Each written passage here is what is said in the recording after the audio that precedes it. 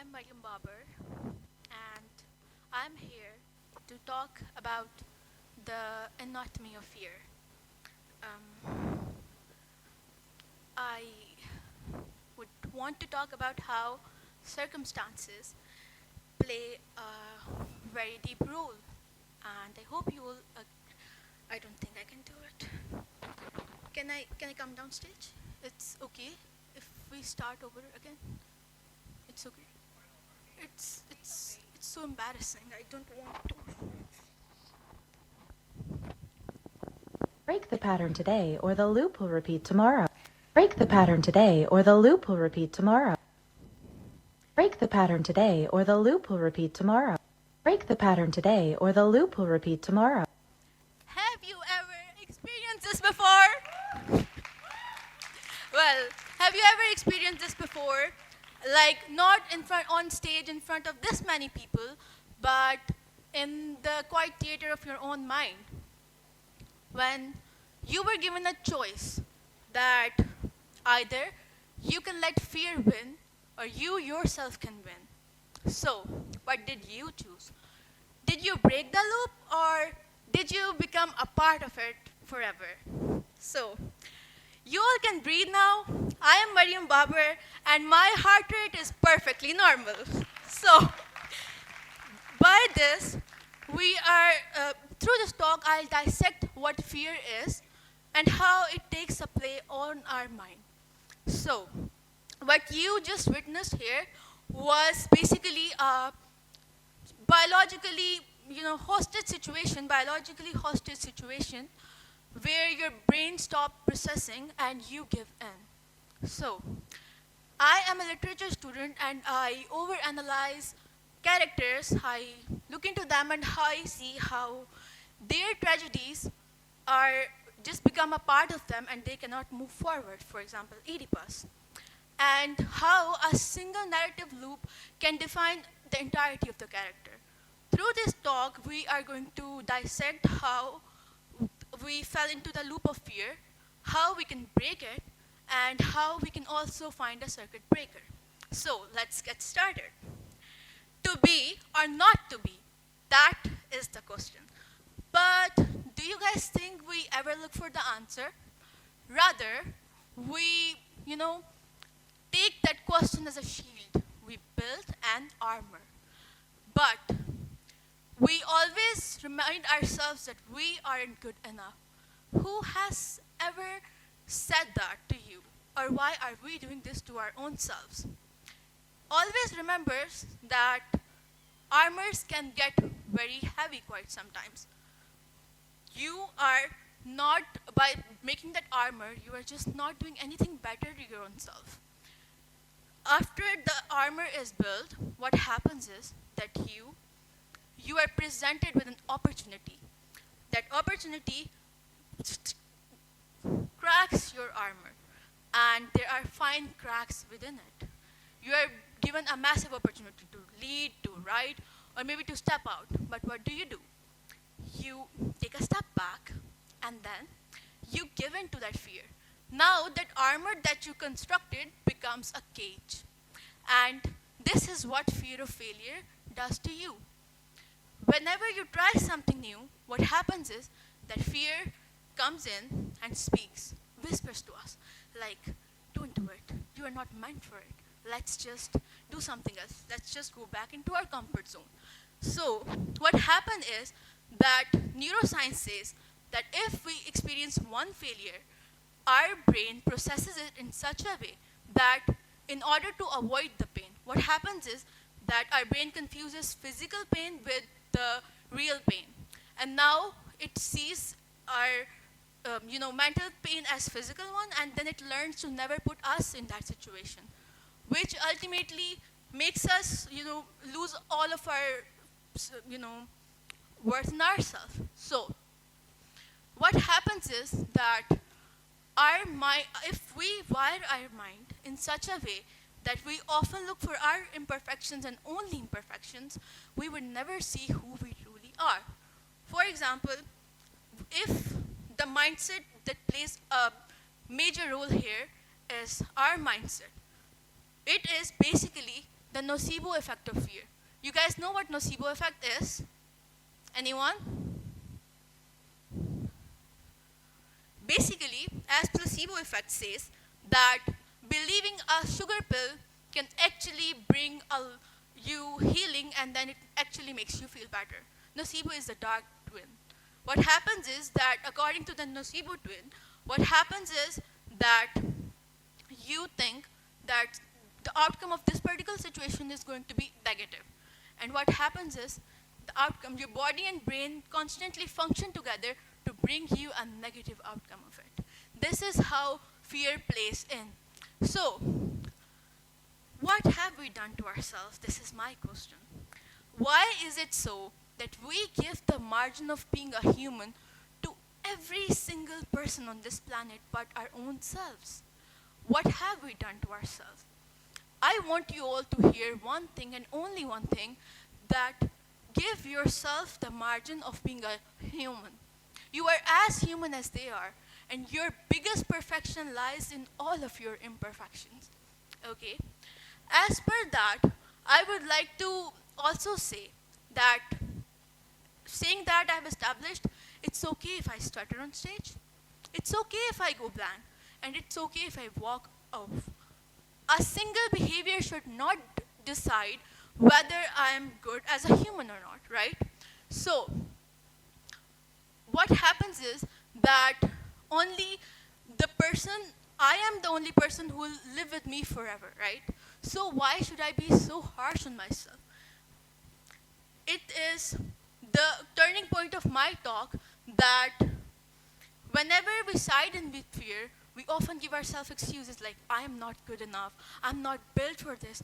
But just a notion here is that we aren't actively trying to pull ourselves out of it. Rather, we just stay inside it. And what we do is we feed to that fear. For example, if somebody out of you have stage fright and you turn down every opportunity to stand on this very stage, you are not protecting yourself. You are rather feeding to that loop, and which in your regard is the worst thing that you can do to yourself.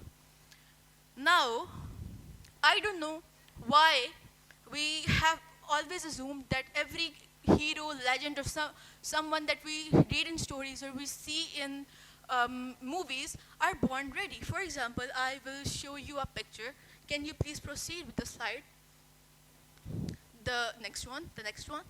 Who do you think this is, if somebody can name it out loud?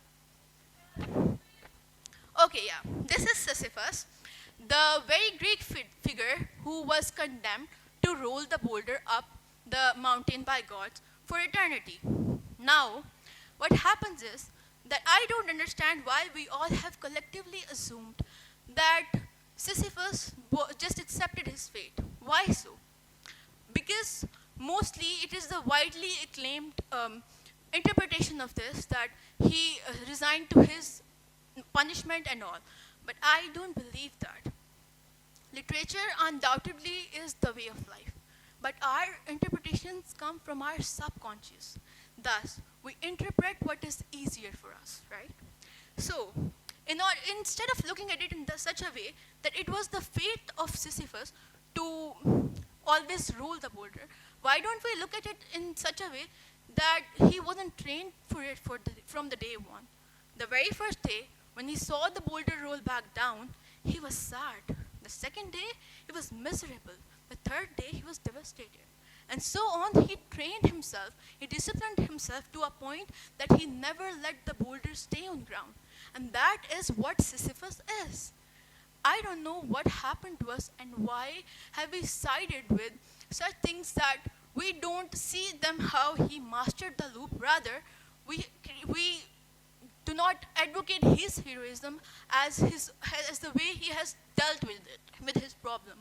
Now, how wrong is it that we have lived for eternity of our lives in chronic fight or flight mode? Like, so that our bodies have even forgotten how to even rest. Isn't that the biggest injustice that we have done to ourselves? Due to that very reason, what happens is that Whenever we experience one failure, our nervous system sees that as a threat, and we do not avail any other opportunity. If any such opportunity comes in, our heartbeat spikes, our muscles are tense, and we retreat, which should not be the case in such a regard. For example, we humans will live up to 60 to 70 years.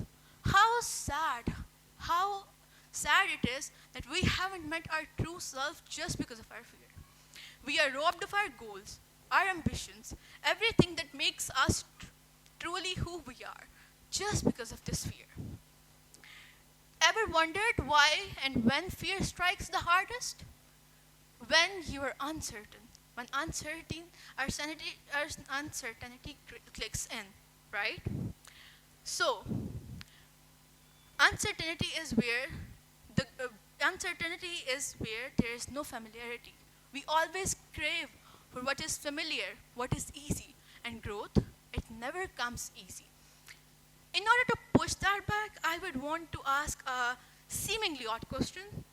Have you ever looked at birds? Okay, so have you ever, now you must be wondering that Mariam, we are talking about failure here. Where did the birds come from? Well, birds are the most courageous and disciplined creatures on this world, right? Can you proceed to the slide? Birds have two things. They have magnetite in their bodies, which is little crystals. Recently, I was talking with somebody and I got to know about Scott Badensol's book, The Word on a Wing, which is about migratory birds. And I got to know this very beautiful thing about birds, that birds have cryptochrome in their eyes, which is basically a protein which helps them see the Earth's magnetic fields. And due to that, they reach their destination. Magnetite are little crystals which pull them to their destination. Having said that, most of the people here will argue that birds are born certain, they are disciplined, they're different from us. But no, there is a third and most important tool without which we can never migrate, which are the nerve pathways. The nerve pathways help them. The nerve pathways are something due to which they migrate. For example, that in order to make a bird fly, mother birds literally throw their babies off the high branches so that they could flap their wings and they would learn how to fly. Before migration, they built their nerve pathways to fly, and thus they fly the vast oceans without falling. If we applied the same thing to humans, we also need to build our nerve pathways against failure, so that it's easier for us to, navigate through this. And in order to, look into the micro migrations of human life, which is from moving from being in a state of fear to self-control, we need to look in our skulls. Our brain is made up of thousands and thousands of neurons. Every neuron has its own functions to perform, right? So, whenever we do something new, whatever it is, it doesn't matter. But whenever we do something new, the brain has to hack a new trail from the already grown forest of neurons, right? And every time we repeat that action, for example, I do not know how to speak publicly. I'm here on the stage. My mind has hacked one frail trail of neurons. And every time I'll speak, I'll go on stage, an insulating fatty layer, which is myelin, will be wrapped on that particular neuron. Thus, every time I speak, the fatty layer would be wrapped more and more and more to a point that that new thing would be embedded in my body's autonomic habit system. And in that way, I can convert something which is conscious into subconscious reflex. Can you please proceed the slides? Okay, so here is what our neuron looks at the very first day when we try something new. When we do it for twice or thrice, here's how it looks. And if you see, there is a thick coating. And then the other time it is very thick because myelin acts as like a rubber insulin, and it fastens the reaction up to like 100x. And then when we practice it continuously, hear it what happens to our neurons. And then that is how we develop a habit, and that is how we break the loop. But it is not that easy. How can we do it? You must all wonder. It is when we start incredibly small. First thing that we can do is that we can be more proactive and least reactive. Highly successful people, they aren't fearless, they're just proactive. So, when a failure hit, proactive people mostly think that, okay, let's take a break, let's breathe for a while, let's analyze the situation, and let's do it again. Because they know that quitting on their own selves is not an option. While a reactive brain would say that I knew I couldn't do it. Thus, we should always retreat, which in itself is just wrong. Our micro-migration would be that when we move from being reactive to being proactive, and every time we do it, the myelin layer would wrap around our neuron to a point that it would look like this. And that is when we think proactively and will do things proactively. Thus, what happens is that when we are into the process of micro-migration, we should start incredibly small. Incredibly small, by that I mean that if you think you look bad at camera, try recording your video every single day to a point that you will develop a habit. If you are bad at speaking, try speaking in smaller circles. If you think that you cannot voice out your discomfort to a loved one, try voicing your boundaries again and again and again. And that is how the modern definition of rejection therapy works. Do you know about rejection therapy? Okay. Would you like to elaborate?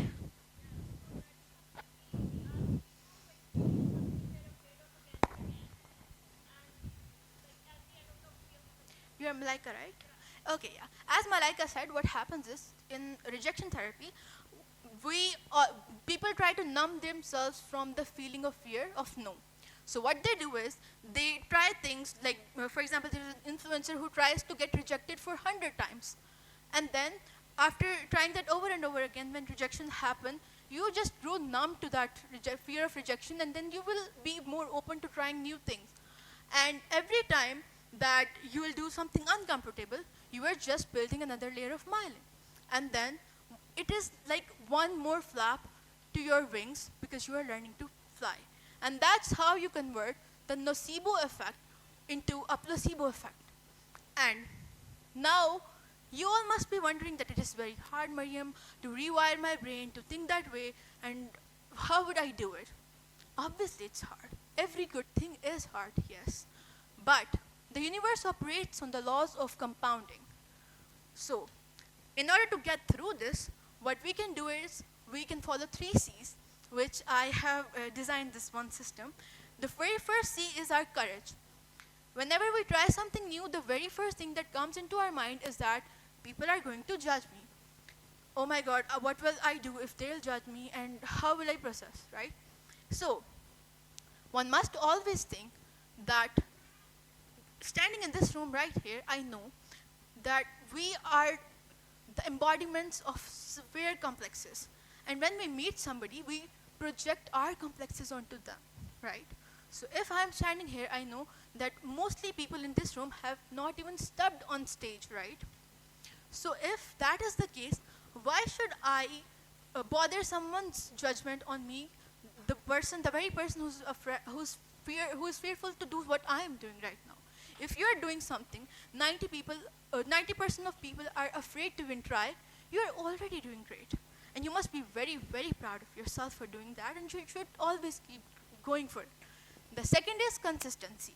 You have created a neural circuit. You'll have to work on it again and again and again in order to develop it more and strengthen it more. Then we come to community.